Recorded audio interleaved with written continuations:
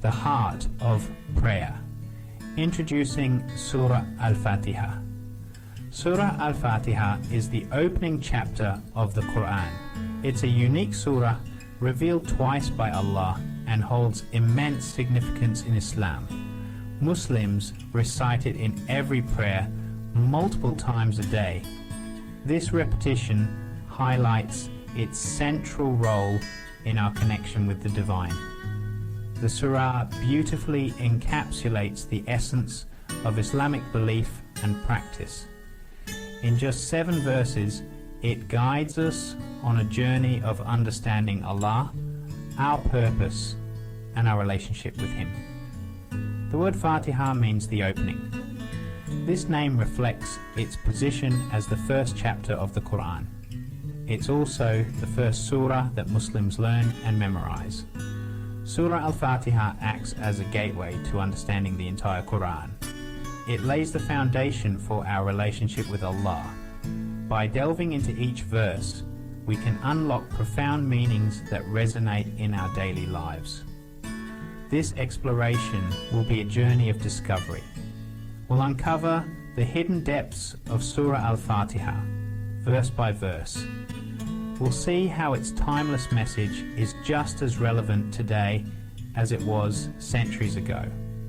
Join me as we embark on this enlightening journey. We'll explore the wisdom, guidance, and solace found within the heart of Muslim prayer. The most gracious, the most merciful. Quran 1-3. Here, Allah's attributes of Ar-Rahman and Ar-Rahim are repeated. This repetition emphasizes their significance. It's as if Allah is reminding us of His boundless mercy, even within a short surah. There's a beautiful nuance in this repetition. The first mention of these attributes in verse 1 was in the context of Allah's name. Here, in verse 3, they are presented as independent qualities. This emphasizes that Allah's mercy is not limited to His name. It's an intrinsic part of His very being. Imagine a teacher patiently guiding a struggling student. The teacher's willingness to help, to go the extra mile, is a reflection of Ar-Rahman and Ar-Rahim. These attributes are not just words, they are principles to live by. By embodying grace and mercy in our interactions, we reflect Allah's attributes in our own lives. Master of the Day of Judgment, Quran 1:4. This verse introduces the concept of accountability. Master of the Day of Judgment signifies that Allah has complete authority over the Day of Judgment. It's a reminder that our actions in this life have consequences in the hereafter. The Day of Judgment is not meant to instill fear, but to encourage responsibility. Knowing that we will be held accountable for our deeds motivates us to make ethical choices. It encourages us to strive for righteousness and avoid wrongdoing. Think of a student preparing for an important exam. The anticipation of the exam day encourages them to study and prepare diligently. Similarly, the awareness of the Day of Judgment should inspire us to live a life pleasing to Allah. This verse serves as a moral compass.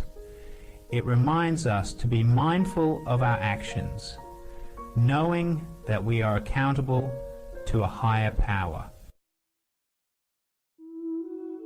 You alone we worship, and you alone we ask for help. Quran 1:5. This verse is the heart of Surah Al-Fatiha. It's a declaration of our complete reliance on Allah. You alone we worship signifies that worship in all its forms is directed solely towards Allah. The phrase "you alone we ask for help" emphasizes that true reliance is on Allah alone. While we may seek help from others, ultimately the source of all help and support is Allah. Imagine a traveller lost in the desert. Their only hope is to find their way back to the right path.